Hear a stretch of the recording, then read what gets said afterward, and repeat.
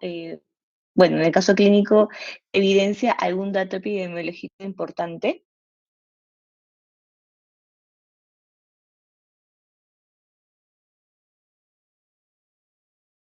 A ver, vamos a ver quién está acá. Isabel, ¿había algún dato epidemiológico importante para ese caso?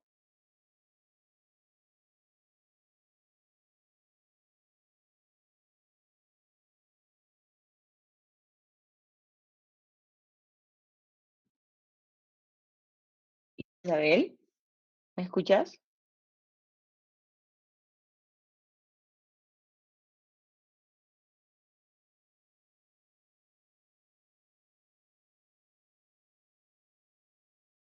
Melanie, ¿hay algún dato epidemiológico importante para el caso? En el caso mencionaba que el paciente había estado hace 3 meses ah,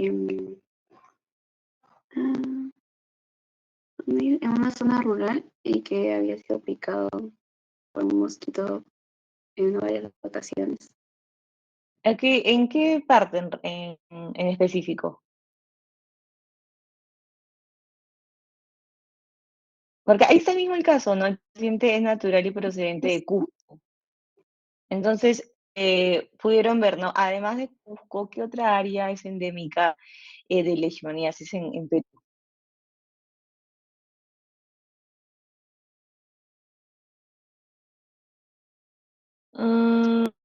Hay otras áreas con mayores casos. ¿Cuáles serían? Aparte de Cusco. Piura y Junín. Sobre todo en la zona de la selva, ¿no? San Martín, Loreto, Ucayali, Madre de Dios, y ya en la parte de la sierra, ¿no? Es escrito, ¿no? Que justamente Cusco, Ayacucho son áreas endémicas, ¿no? De leishmaniasis. Entonces, aparte de colocar la respuesta, sí hubiera sido idea que también coloquen que otros departamentos del Perú tienen altos casos de leishmaniasis, ¿ok? Pero bueno, sí, en ese caso es por el área endémica, ¿no? De casos.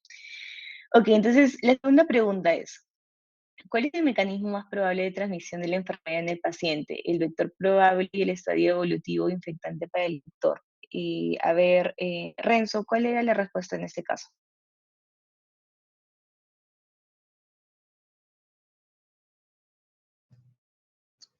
Ok, doctora, el mecanismo más probable de transmisión de la enfermedad. En este caso, como ya nos indicó el caso clínico, es por la picadura del mosquito Ya, que muy el bien. paciente identifica como tirita. Ya, ¿y cuál es el Típico. vector probable? ¿El que disculpe? El vector probable, vector. ¿Cuál es el vector? El nombre. Mm,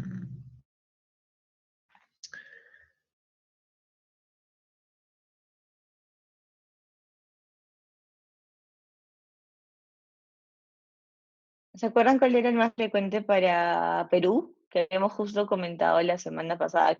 Claro que el grupo grande de estos vectores son los flebótomos. Lutzomia, ¿no? Exacto. Entonces el vector probable acá era Lutzomia, ¿no? Y Renzo, ¿cuál era el estadio evolutivo infectante para el vector?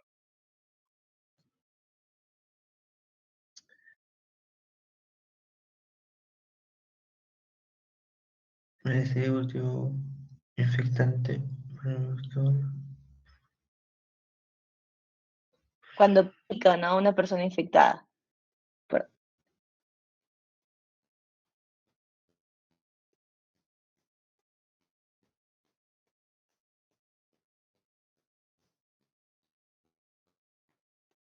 Promastigote No, metacíclico. para el vector.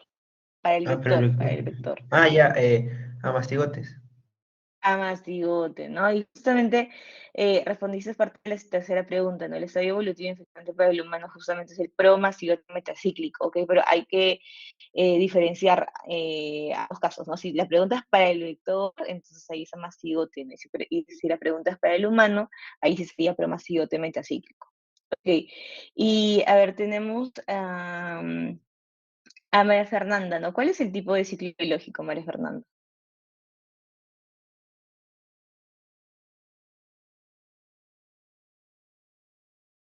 El tipo de ciclo biológico para la leishmania.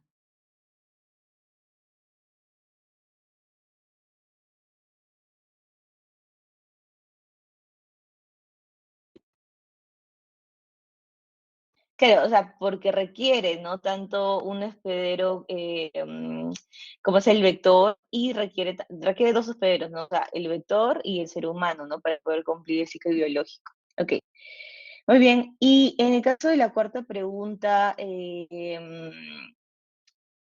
Melanie, nuevamente, ¿cuáles eran las características de la úlcera en caso de leishmaniasis cutánea?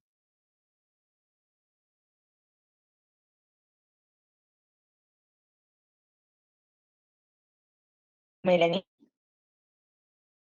eh, que podrían ser indoloras, si no me equivoco. Ya, muy bien. Es una de las características que más. ¿Qué tipo de lesión es? Eh, Aparecen úlceras, Ajá, eh, muy bien. ¿Qué más? mm, Usualmente solo mm, es una úlcera, pueden ser varias.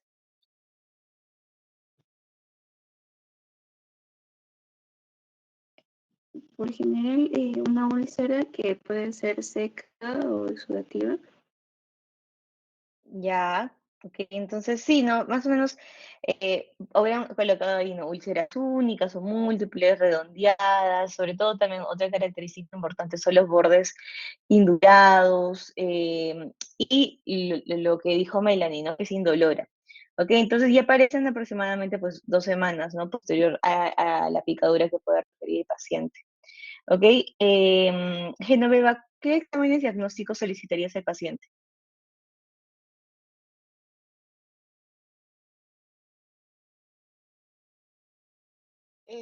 ¿Sería serológicos? Es una posibilidad, ok, pero ¿cuál es la que Como usualmente se pide, PCR. no primero? ¿Cuál? ¿El de PCR? También dentro de hay la posibilidad de hacer las pruebas moleculares muy bien, pero también usualmente qué es lo que queremos detectar, ¿no? En estos casos.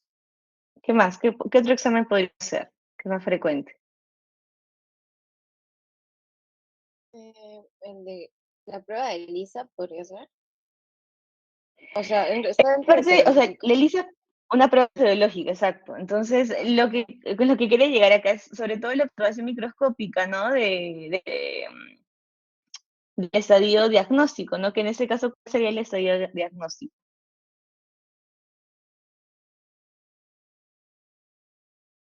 ¿Cuál es el estadio diagnóstico? Cuando lo vemos en el microscopio.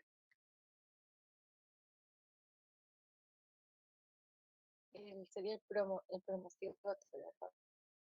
¿No? El amastigote, ¿no? Ok. ¿Recuerdas? El amastigote, entrada a las células de los macrófagos. Sí.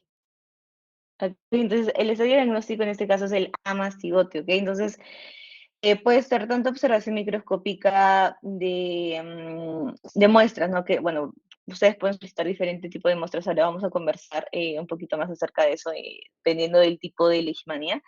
Y lo que ustedes van a ver, ¿no? Son justamente los amastigotes, ¿ok?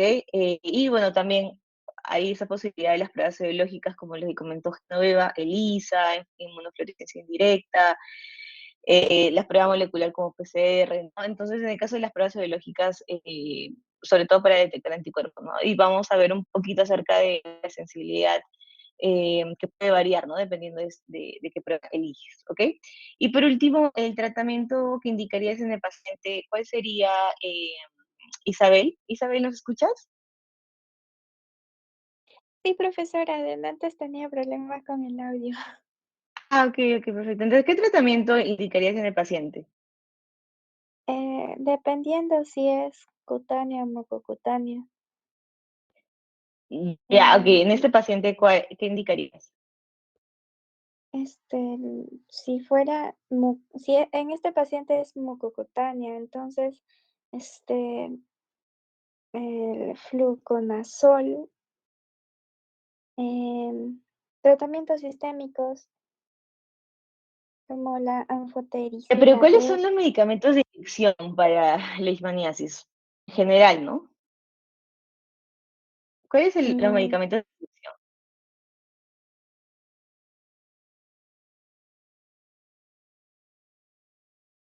de leishmaniasis. Mm,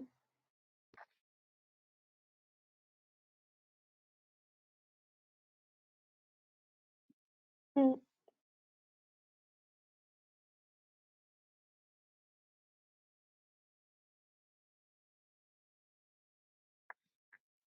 A ver, los demás, ¿vieron alguno de los fármacos de elección o que se utilizan con frecuencia en los casos de la leishmaniasis en general? Claro, ¿no? Entonces, sobre todo, ¿cuál, María Fernanda?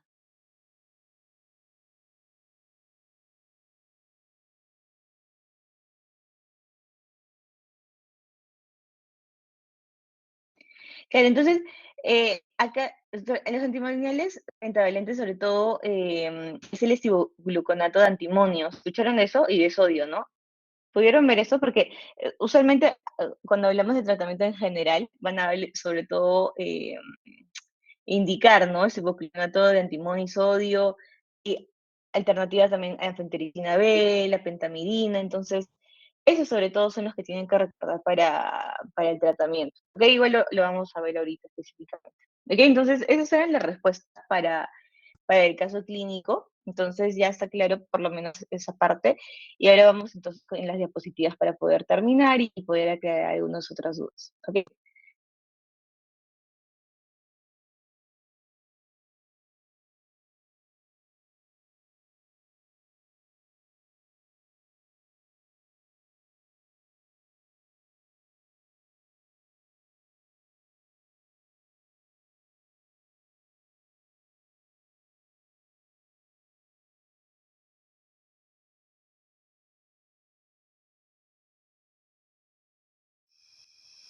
O, o ciclo Y se pueden ver las diapositivas, ¿cierto? ¿Sí pueden ver las diapositivas?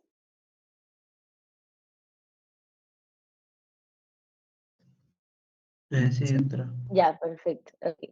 Listo. Entonces, en las manifestaciones clínicas, sobre todo, ustedes van a ver que hay dos grandes grupos, ¿no? Hablando de manera general. Entonces, por un lado, vamos a tener la leishmaniasis cutánea, que puede tener un espectro de distintas formas, ¿no? Esta leishmaniasis cutánea que ahorita lo vamos a ver. Y Doctora, por otro lado, tenemos, ¿sí? Ah, se está transmitiendo un video, creo.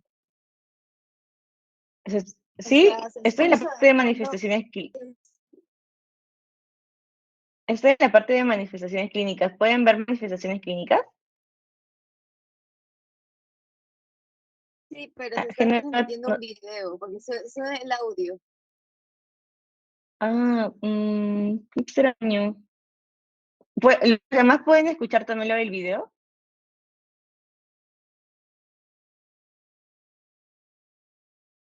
¿Los demás también escuchan video? Doctora,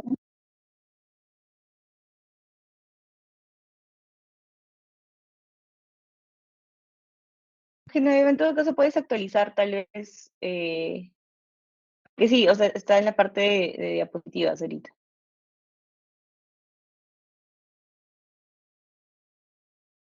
Renzo, Melanie, Lucía, John, ¿pues ustedes pueden ver las diapositivas o también escuchan video? Yo sí puedo ver las diapositivas, profesora. Y, Genoveva, en todo caso puedes actualizar o también, ¿no? John también ve las diapositivas. ¿Te sigue saliendo lo del video, Genoveva? No, sí veo o sea, el PPT, pero escucho el audio del video de la clase. En todo caso, puedes salir y volver a conectarte, tal vez así, Sí, doctora. Ok. sí, ya, a ver.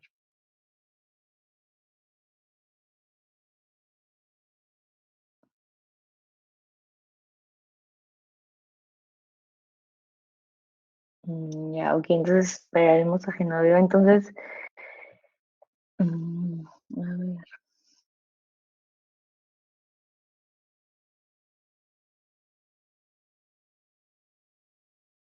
Listo, Genoveva, entonces, ¿todo bien? Sí, doctora, ahora sí. Ya no escucho. Ok, listo. Ok, perfecto. Entonces, estaba conversando, ¿no? Acerca de que hay dos grandes grupos. Entonces, por un lado tenemos la leishmaniasis cutánea y por el otro lado la leishmaniasis visceral, ¿ok? Entonces, en el caso de la leishmaniasis cutánea, lo importante de mencionar es que tenemos un gran espectro de la enfermedad, ¿no? Y ustedes han podido ver qué formas de leishmaniasis cutánea tenemos. ¿Y a qué nos referimos con espectro? Tal vez, ¿han podido leer un poquito acerca de eso? ¿A qué formas tenemos? Bueno, en general, pero de leishmaniasis cutánea.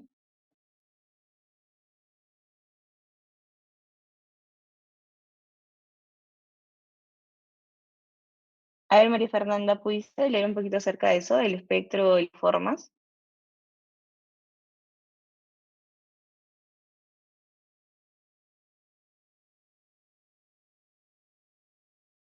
Exacto, exacto, muy bien. ¿Qué más tenemos? Entonces, por un lado tenemos leishmaniasis cutánea difusa, ¿qué más tendríamos?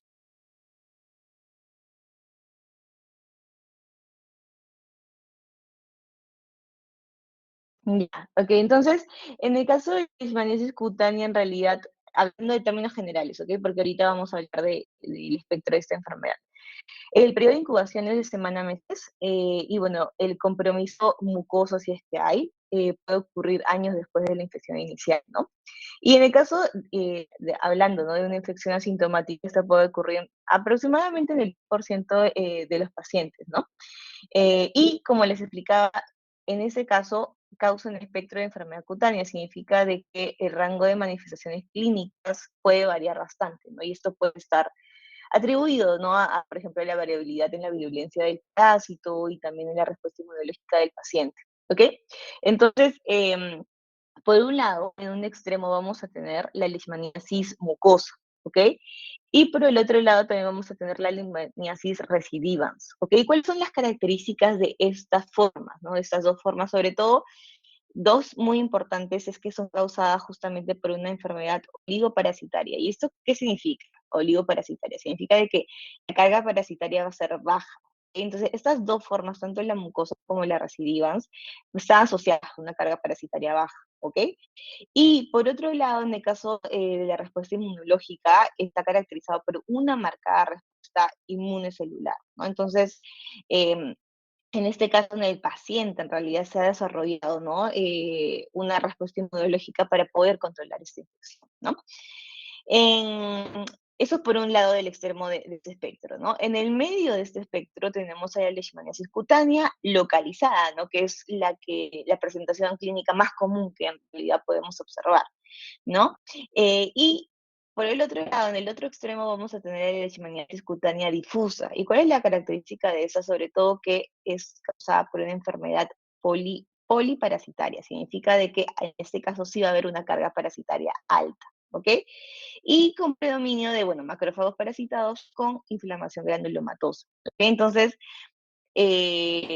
ahorita vamos a conversar específicamente de todas estas formas, pero sobre todo tienen que tener en cuenta de manera general, ¿no?, que hay un espectro amplio de diferentes formas que se pueden encontrar para la leishmaniasis. ¿Ok? Entonces, ya hablando específicamente de la leishmaniasis cutánea localizada, es justamente la que sobre todo se van a referir, tal vez ustedes lo hayan visto, ¿no? Sobre todo la que se refieren pues, como leishmaniasis cutánea solo, ¿no? Entonces, en este caso, bueno, las leishmaniasis cutáneas tienden a ocurrir sobre todo en áreas expuestas de la piel, ¿no? Porque sobre todo lo que vemos es la transmisión por el vector, ¿no? Por la picadura, ¿ok? Eh, por otro lado, entonces, las reacciones a las picaduras de flebotomos, lo que una de sus características es que suelen ser pruriginosas, ¿no? Pruriginosas y pueden resolverse lentamente en el transcurso de semanas, ¿no? E incluso aún ya no haya infección parasitaria, ¿no? Puede demorar en resolverse la lesión, ¿ok? ¿Y cómo comienza esta lesión cutánea? ¿Han podido leer sobre eso? A ver, Renzo, ¿pudiste leer alguna característica de cómo es la lesión en el caso de la leishmaniasis cutánea localizada? ¿Cómo inicia después de la picadura?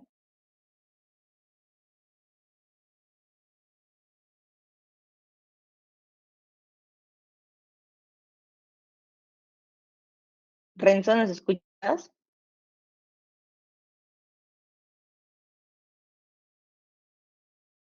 Lucía, ¿pudiste leer cómo es la lesión?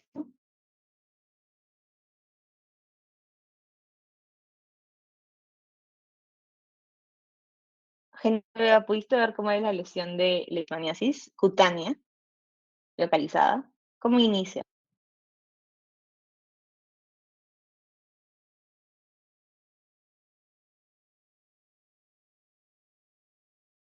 Hola, ¿me escuchan? A ver, María Fernanda, ¿cómo inicia esta lesión usualmente?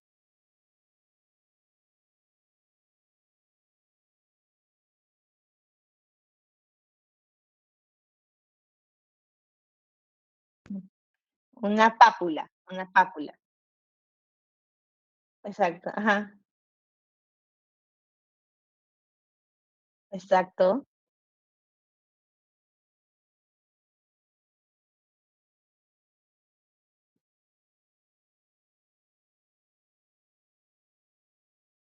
Exacto, muy bien. Entonces sí, comienza justamente con una papula de color rosado, rojizo, que puede aumentar de tamaño y justamente se va a convertir en un nódulo, ¿no? O también se puede convertir a una lesión que puede ser similar a una placa, ¿no? Entonces, ¿y qué es lo que va a pasar justamente en esa lesión? Es que va a haber un reblandecimiento, ¿no? En el centro. Y justamente eso va a provocar de que la lesión se llegue a ulcerar, ¿no? Entonces, hay una ulceración, pero que es importante recordar que es indolora, ¿ok? Y justamente con un borde indurado, ¿ok? Y bueno, otra característica en realidad es que pueden haber lesiones múltiples, ¿no? Y eso sí, ¿no? La apariencia clínica puede ser muy variable, pueden incluir diferentes características, ¿no? Y lo otro también importante recordar es que justamente se pueden desarrollar pequeñas lesiones que se les denomina lesiones satélite, ¿no? Que son como estas lesiones secundarias que pueden ocurrir fuera de la placa o de la úlcera, ¿no? Y lo que también se puede observar es justamente que puede haber una extensión, ¿no? De las lesiones a lo largo de los vasos linfáticos y que pueden ulcerarse o no, ¿no? Y pueden palparse sobre todo, ¿no? Por vía subcutánea y próxima a lo largo de toda nuestra cadena linfática, ¿no? En diferentes partes del cuerpo que se pueden producir. ¿Ok? También lo que puede ocurrir es una adenopatía regional en algunos casos y lo otro también importante es que también pueden haber infecciones bacterianas secundarias, ¿no? De la úlcera sobre todo. ¿Ok? Entonces, en resumen, para poder terminar acerca de la leishmaniasis cutánea localizada, es que básicamente pues consiste en esta lesión, ¿no? Pálpula, nódulo, placa y finalmente ulceración, ¿no? Y esta va a tener una curación gradual que puede ocurrir en meses o hasta años, ¿no? Y el tiempo va a variar considerablemente dependiendo de la especie y también del tamaño de la lesión, ¿no? Y bueno, la leishmaniasis en realidad se cura con una cicatriz atrófica, sobre todo y deprimida, y bueno, después de la resolución de las lesiones iniciales, es posible, eso sí, que se pueda reactivar estas lesiones, ¿no? Durante el año siguiente o mucho más tarde, ¿no? Como en caso de la leishmaniasis mucosa, ¿no?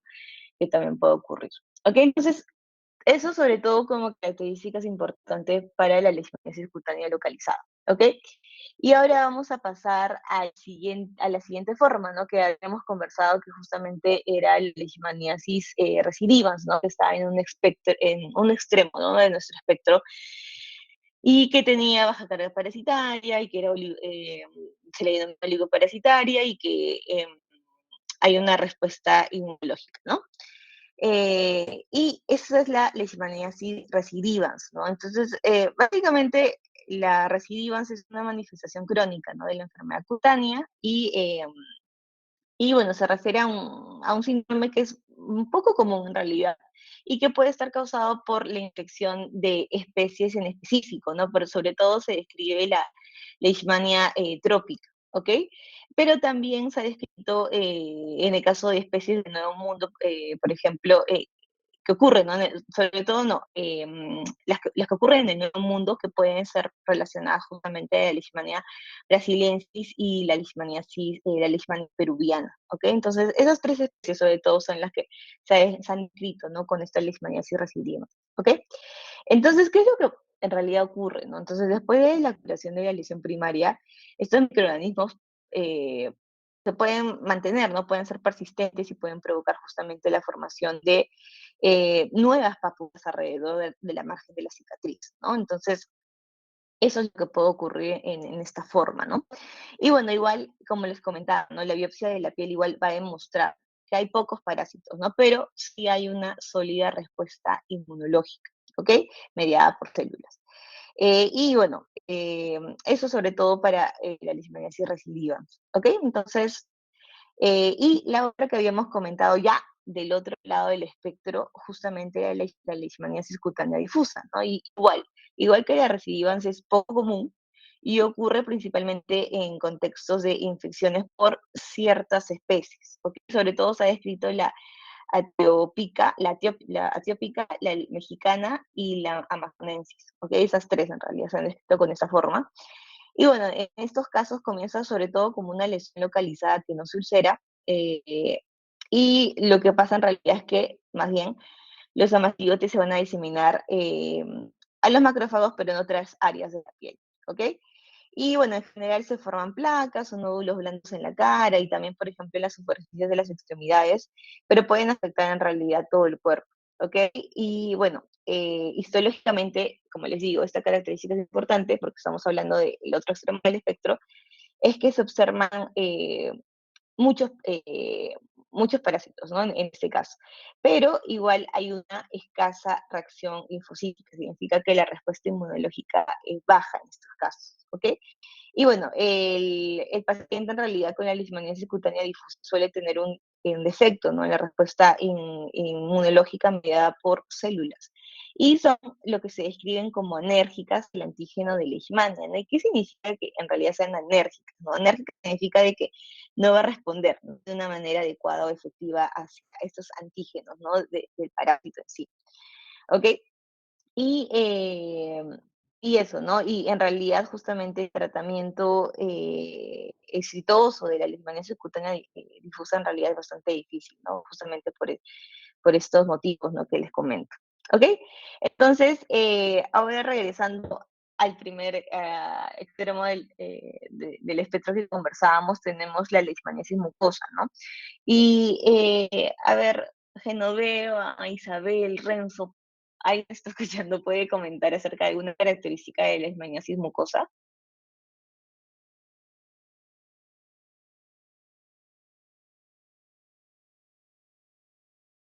Hola,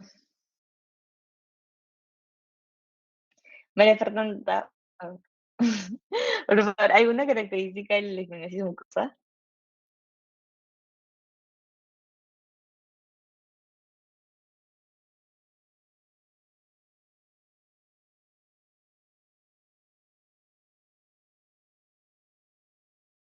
Ya, muy bien, sí. Perfecto. ¿Qué más? ¿Qué es lo que ocurre? O, claro, ¿en qué área sobre todo se puede localizar estas lesiones?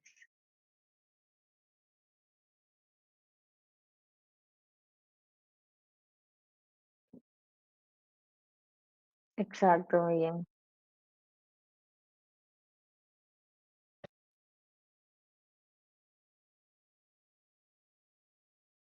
Mm,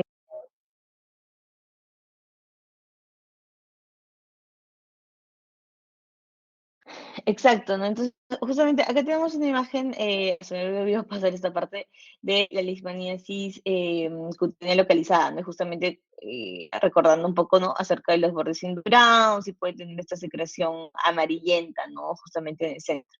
Pero cuando hablamos de leishmaniasis mucosa, ¿no? Justamente lo que tú comentas, ¿no?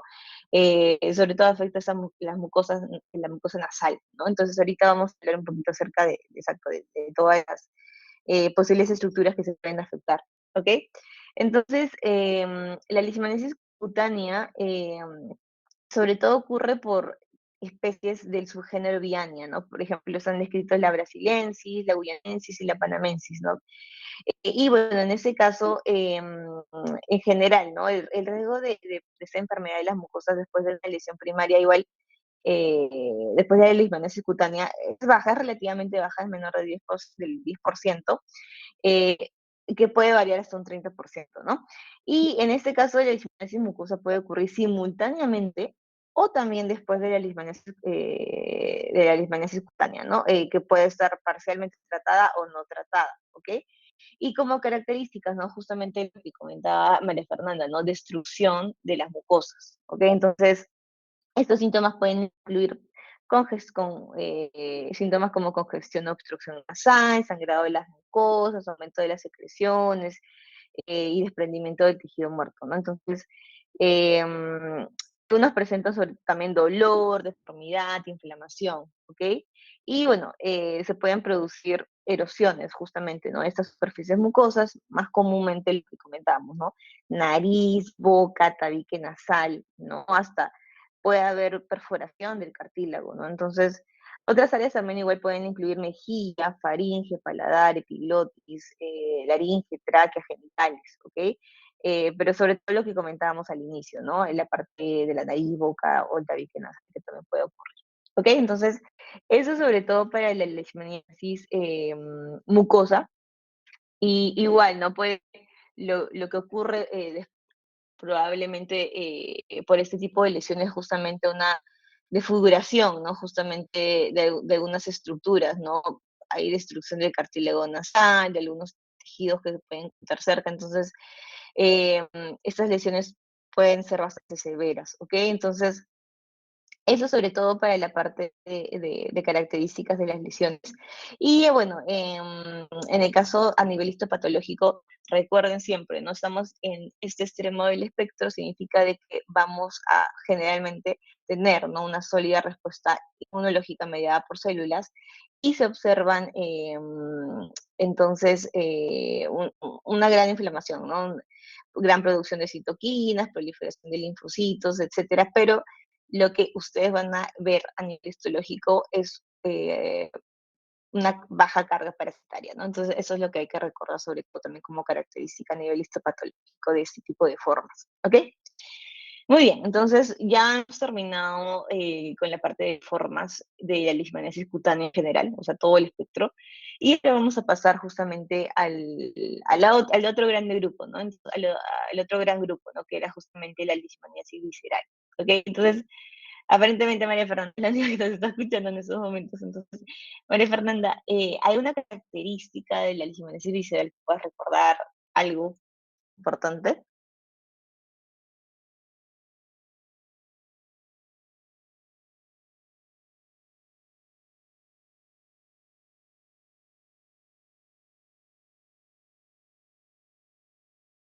Exacto.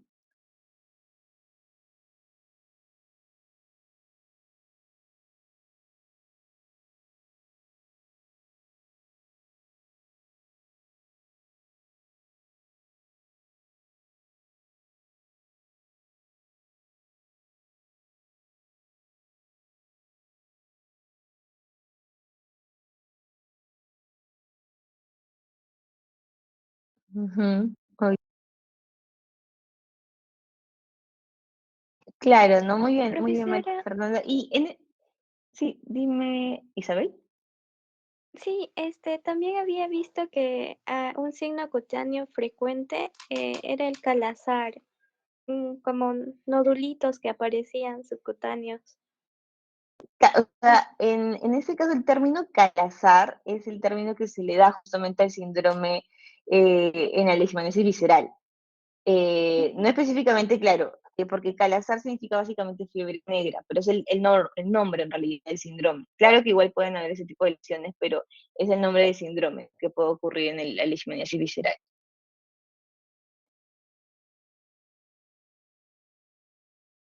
Ok, entonces, sí, justamente, igual, bien, Isabel, por esa parte. Y, Isabel, ¿y pudiste leer por qué hay esplenomegalia en estos casos? ¿Por qué puede ocurrir esplenomegalia? ¿Qué es lo que está, o qué tipo de células son las más afectadas en estos casos?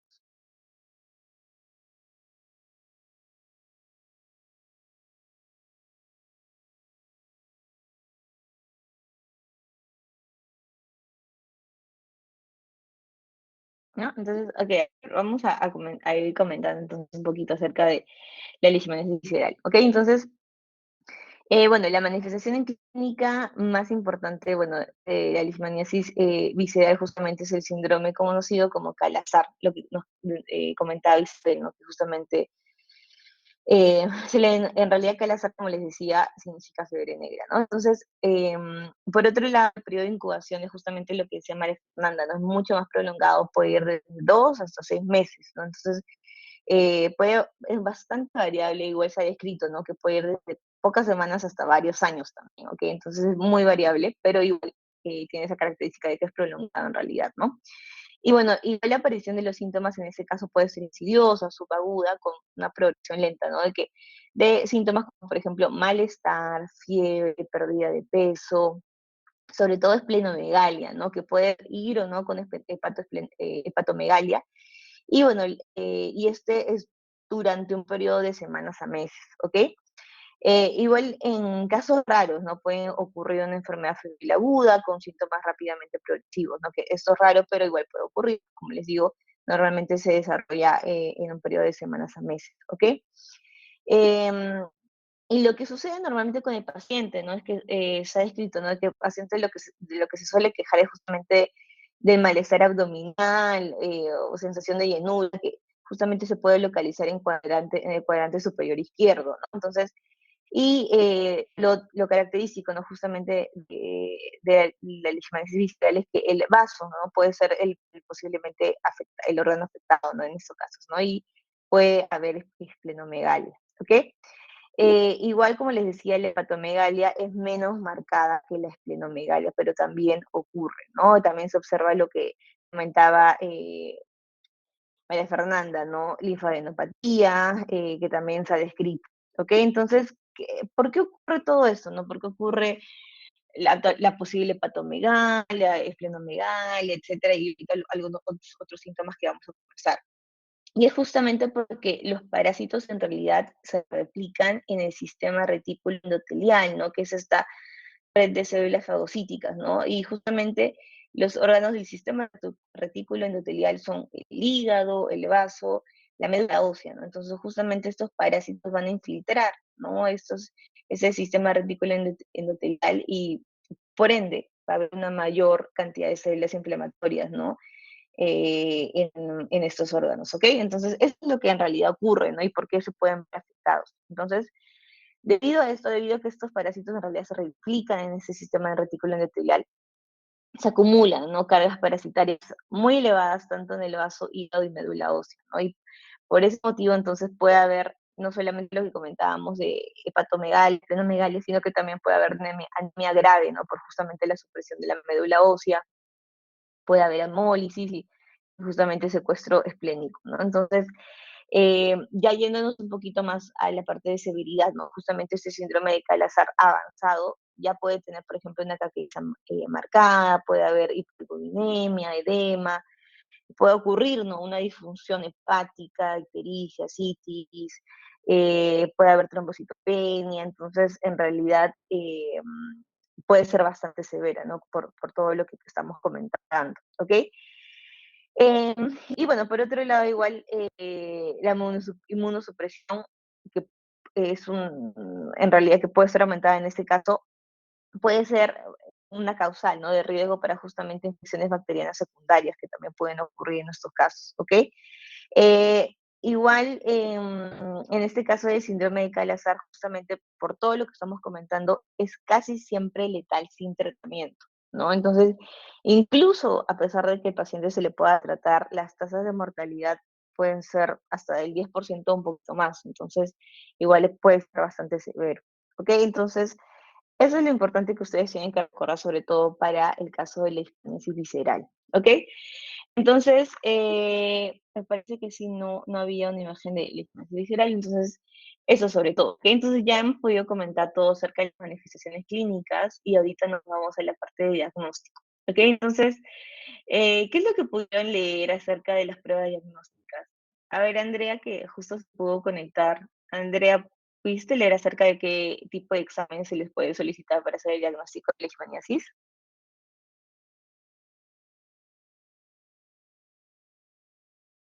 Andrea,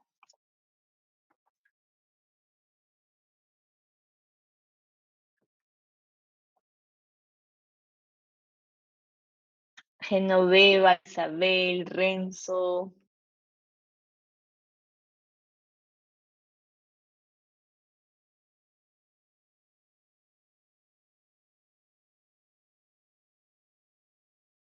A ver, María Fernanda. María Fernanda, ¿algo que puedas comentar acerca del diagnóstico?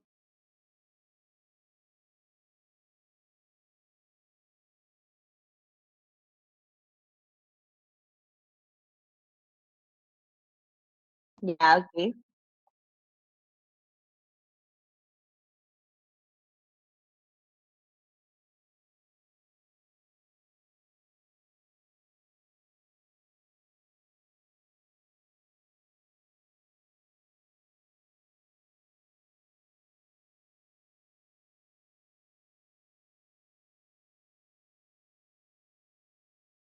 Ujú, muy bien. Sí, está bien.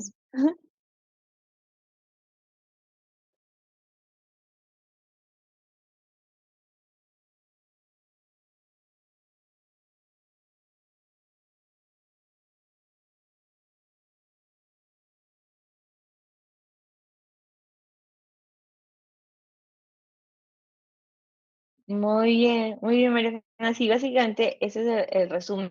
Y ahora vamos a comentar un poquito acerca de las características de todos los que has comentado, ¿no? Entonces, y justamente hablando, vamos a hablar igual un poco en general, sobre todo de la leishmaniasis cutánea como grupo, ¿no? De todas estas formas que hemos comentado en el espectro. Y un poquito acerca también haciendo hincapié, ¿no? De qué es lo que puede variar hablando de leishmaniasis visceral. ¿Ok? Entonces, de manera general, justamente el diagnóstico se debe basar, ¿no? Justamente primero en la parte clínica y viendo la parte clínica justamente del paciente para poder considerar, ¿no? El diagnóstico de leishmaniasis es que el paciente tiene que tener, ¿no? Por lo menos una o más lesiones cutáneas crónicas, más justamente la historia, ¿no? De exposición en un área donde la leishmaniasis es endémica, que justamente es lo que veíamos en el caso clínico, ¿no? Entonces, paciente procedente de Cusco, estuvo en zona rural, ¿no? Y refiere la picadura, ¿no? Entonces, eso es muy importante, ¿no? Como antecedente para el paciente, aparte de la sintomatología que pudiera presentar, ¿ok? Entonces, eso a la cabeza, ¿no? Y ya el diagnóstico definitivo de leishmaniasis en realidad va a requerir, ¿no? Sí va a requerir la demostración de parásitos de una especie clínica, ¿no? Que, como comentaba María Fernanda, usualmente es la piel, ¿no? Hablando de todas estas formas de leishmaniasis cutánea en general, ¿ok? Y ya hablando específicamente de la leishmaniasis visceral, usualmente la muestra, el espécimen clínico es la médula ósea o el vaso, que es lo más frecuente, ¿ok? Entonces, eso sobre todo. Y bueno, los exámenes principales son tres en realidad, ¿no? La parte de histología, la parte de cultivo que también se puede realizar o el análisis molecular por PCR. ¿Ok? Entonces, esos son como los tres grandes exámenes diagnósticos que tienen que recordar. ¿Ok?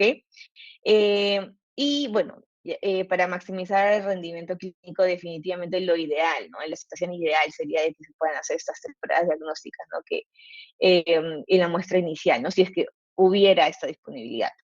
Sin embargo, no es lo que sucede en la realidad, ¿no? Entonces, si no se pudiera igual realizar todas las pruebas, siempre tratar de priorizar por lo menos la parte de la prueba histológica y la PCR, ¿no? Que nos proporcionarían información suficiente, ¿no? Pero igual, ¿no? Normalmente tampoco, tal vez no encontramos la prueba molecular, tal vez solo la histológica, entonces igual valorar bastante la parte de la clínica y el antecedente del paciente, ¿no? Entonces, bueno, se tiene que realizar un diagnóstico entonces parasitológico a nivel de las especies también de Leishmania, ¿no? Ya que también esta información puede influir bastante también en la determinación del tratamiento, ¿no? Entonces, eso es lo importante, sobre todo hablando de manera general para el diagnóstico, ¿ok? Entonces, aparte de, entonces iniciamos, ¿no? Con la historia clínica, que puede incluir todo ese historial, ¿no? De si el paciente viajó o no viajó, si algún otra persona con la que viajó también presenta síntomas o no, cómo son sus síntomas, la duración de las lesiones, si son dolorosas o no, entonces, etcétera.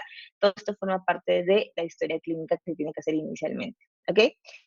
Ya luego, en la parte del examen físico, ¿no? Hay que definitivamente, pues, hacer recolección de la muestra, ¿ok? Entonces, normalmente hablando de leishmaniasis cutánea, vamos a tomar la muestra justamente de lesiones que parezcan activas, ¿no? Las lesiones que eh, aparentemente estén activas y ulcerosas, sin evidencia de infección secundaria, ¿no? Entonces, eso es lo importante, tratar de reconocer las lesiones que parecen activas, pero sin infección secundaria, ¿ok?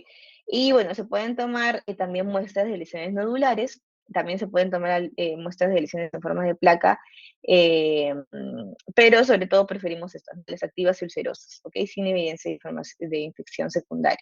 ¿Ok?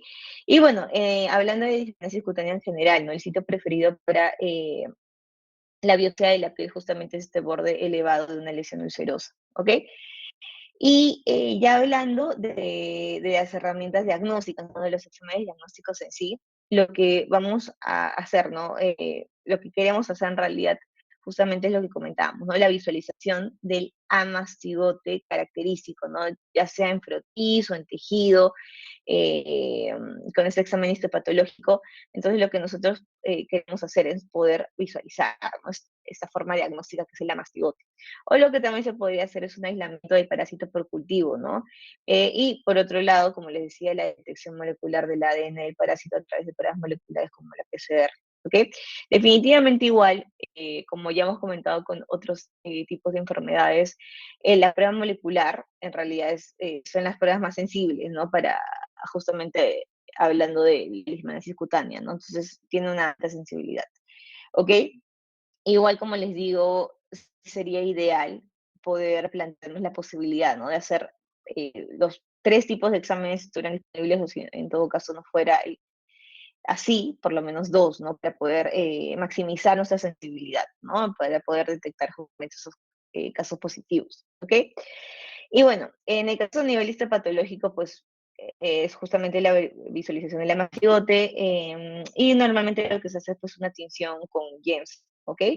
Y en el caso pues del cultivo en los medios apropiados, pues lo que también vamos a visualizar son los amacigotes tisulares, ¿ok? Que se convierten en premastigotes. Y por otro lado, entonces, teníamos la prueba molecular, ¿no? Que justamente es la PCR y de las más sensibles, sobre todo en la parte de la leishmaniasis cutánea en comparación con la parte de histopatología, cultivos, ¿no? Que se podría también hacer.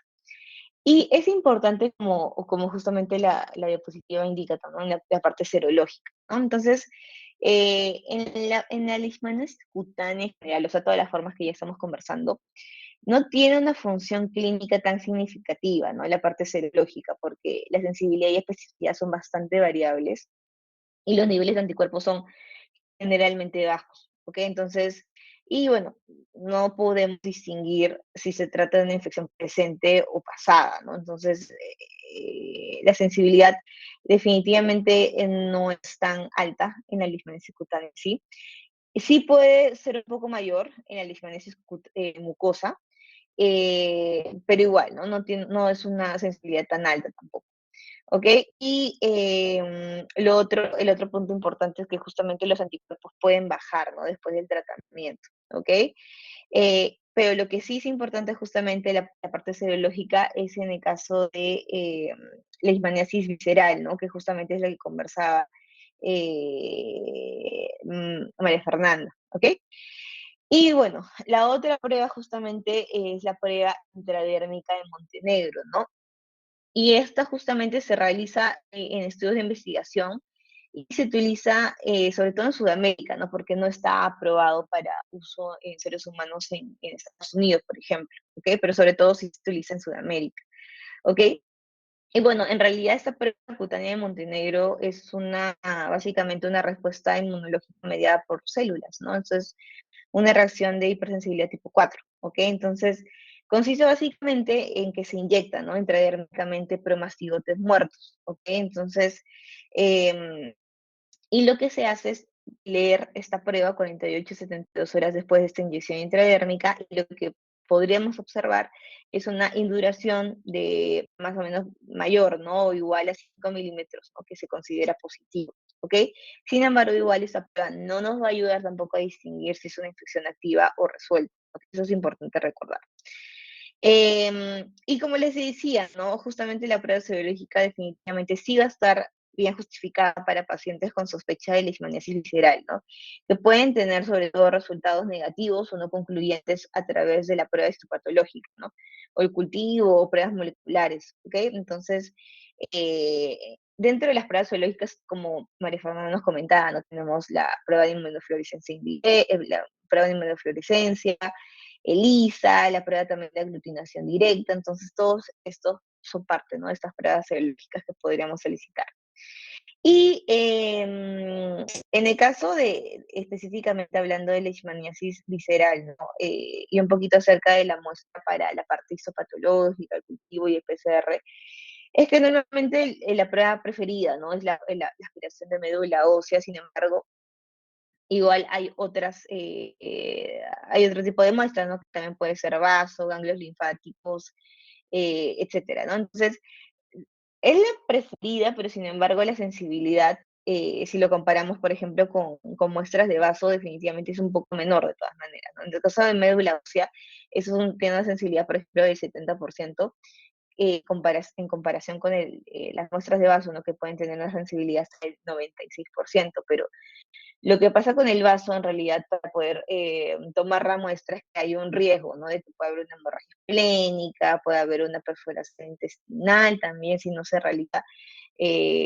lo realizan personas con alta experiencia. Entonces, también se tiene que hacer un control de plaquetas, tiempo de protomina para poder, ¿no? Hacerlo con toda seguridad, ¿no? Esta toma de la muestra. Entonces tiene sus riesgos y por ese motivo, ¿no? Igual lo que prefiere a veces, ¿no? Es la aspiración de médula ósea, ¿no? Que igual, como les digo, tiene menor sensibilidad que las muestras de vaso. ¿Ok? Entonces, eso es todo por la parte de diagnóstico en sí, para que puedan recordar, ¿no? Cuáles serían las pruebas que ustedes solicitarían. ¿Ok? Y ahora vamos a pasar ya a la parte de tratamiento, ¿no? Y alguno pudo leer, no sé, tal vez algún criterio para poder clasificar el leishmania como no complicada, complicada. ¿Pudieron leer un poquito acerca de eso? A ver los que se conectaron. Adrián, Andrea, ¿pudieron leer un poquito acerca de esta clasificación?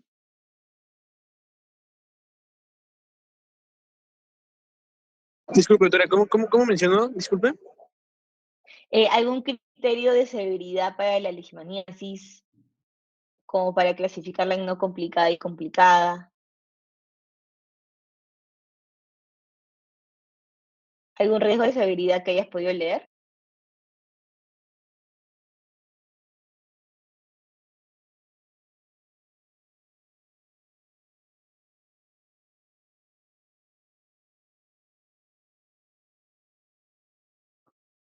No, ok.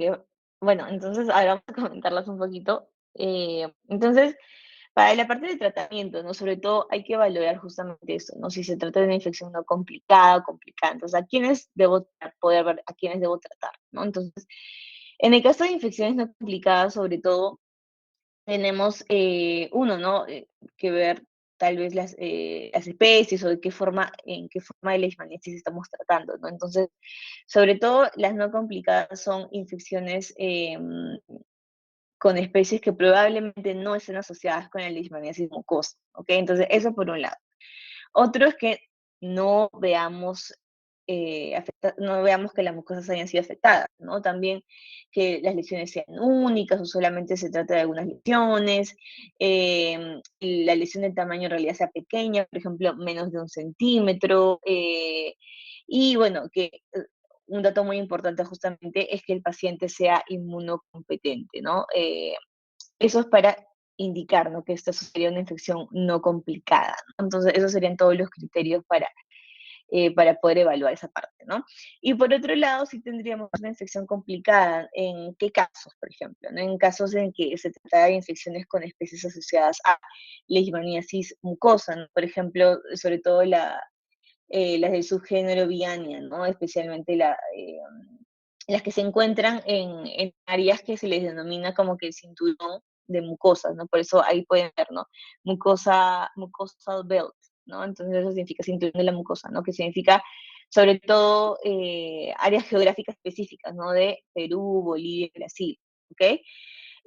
Otro tipo de criterio justamente para las complicadas es más de 4 lesiones de tamaño significativo, por ejemplo, más de 1 centímetro, lesiones individuales mayor o igual a 5 centímetros, nódulos subcutáneos, adenopatías regionales más de 1 centímetro, tamaño, ¿no? Ubicación de las lesiones para el cual el tratamiento local no va a ser factible. También lesiones en la cara, dedos de las manos, de los pies o los genitales, por ejemplo.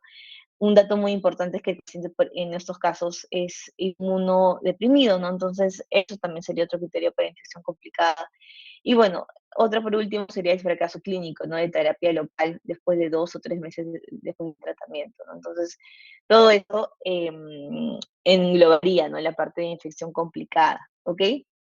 Y bueno, las formas de justamente de leishmaniasis cutánea que deben tratarse, ¿no?, como infecciones complicadas incluyen, ¿no?, justamente leishmaniasis reincidente, leishmaniasis cutánea diseminada, leishmaniasis cutánea difusa, infecciones por algunas especies en específico, ¿no? Y también ya hablando de leishmaniasis visceral, ¿no?, que también sería otro caso, ¿ok? Y bueno, ¿cuáles son sobre todo los medicamentos que vamos a escoger, ¿no? Y justamente por eso comentábamos que eran estos medicamentos como el estibucloconato, ¿no? Que justamente comentábamos en la parte del caso clínico, ¿no? Estos antimoniales pentavalentes, ¿no? Entonces a la cabeza tenemos, por ejemplo, el antimoniato de meglumina, el estibuclonato de antimonisodio, y ahí pueden ver, ¿no?, que tienen diferentes posologías, ¿no? Pero sobre todo eso, ¿no? Y si hubiera resistencia, por ejemplo, ¿no?, ya utilizaríamos otros medicamentos como por ejemplo la anfotericina B o la pentamidina también.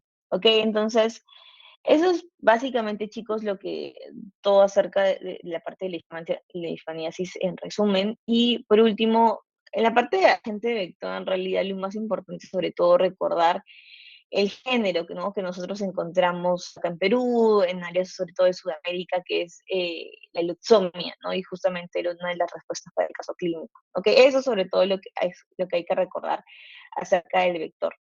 Ok, entonces esto es todo, chicos. Todavía no me he entregado el examen, así que en realidad no sé cuál es la estructura en específico, pero normalmente son, pues, como les decía, ¿no?, casos clínicos y preguntas de opción múltiple, pero en menor cantidad. ¿Ok? Entonces, estudien por favor y ya nos estamos viendo entonces para el día viernes para el examen parcial. ¿Ok? Igual si tengo alguna actualización acerca del examen, se lo voy a estar comentando a sus delegados, ¿ok? Que ya me pude comunicar con ellos. Así que, ¿hay una pregunta para el examen en términos de la hora o algo? Igual, como les digo, la hora va a ser para cada grupo hasta el momento. Si es que hay algún cambio, se los informo, ¿ok? Pero igual cada grupo va a entrar en su horario hasta el momento, ¿ok? Doctora, disculpe, no escuché bien. ¿Va a ser de opción múltiple o para rellenar? La mayor cantidad de preguntas va a ser como caso clínico, con 4 subpreguntas, ¿ok? Algunas podrían ser de opción múltiple, eso no lo tengo confirmado, pero la mayoría, en todo caso, igual sí sería como caso clínico. para Gracias, desarrollar. doctor. ¿Ok? Y lo otro que quería comentarles es que igual esta semana voy a terminar de colocar todas las notas de sus informes, guiones, exposiciones en el aula virtual. Así que apenas tenga todas las notas, igual se los voy a informar a sus delegados, ¿ok? Para que puedan verificarlas. Entonces, chicos, eso es todo. Entonces, si no hay otra pregunta, muchas gracias por su asistencia y su participación, especialmente la de María Fernanda, gracias. A veces es un poco raro, ¿no? Estar hablando sola. Entonces, por eso pedí participación. Y eso es todo en realidad. Todo lo mejor, estudien por favor. Y si hay alguna otra duda, siempre se le pueden comunicar a sus delegados para que me las puedan mandar a mí, ¿ok? Y pueda resolverlas. Entonces, eso es todo, chicos. Nos vemos. Cuídense. Gracias. Buenas noches.